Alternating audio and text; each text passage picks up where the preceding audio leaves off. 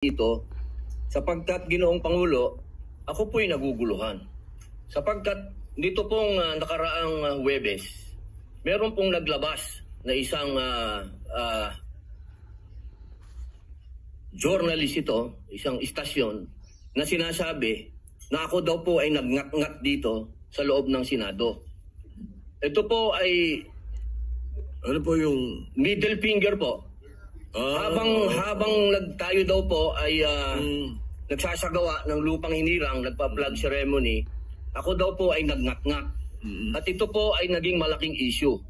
Ako po ay nagtataka, Ginoong Tagapangulo, sapagkat noong pong dati na binigyan ako ng issue na isang chismis, naglabas po kaagad ng ating Sergeant of Arms ng report at binigay niya po kaagad sa media.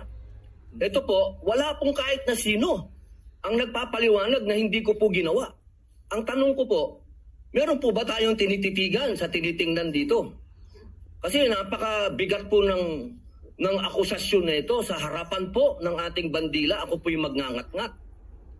At gusto ko pong ipaalam sa ating mga kasama, kung politika lang, handa po ako mag-resign. Pero pagka religion ko po ang pinag-usapan, kahit sino sa inyo, o ano gusto nyo, wala pong problema. Pero wag pong religion ko.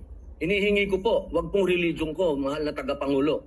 Dahil ito po'y malaking kabastusan sa amin. Ito po, ang sinisip na ko po, ito po'y nag-iisang Diyos. Dito po nakasalalay ang aming pananampalataya. Handa po kaming magpakamatay para dito. Sana po wag pong gamitin ito para siraan ako.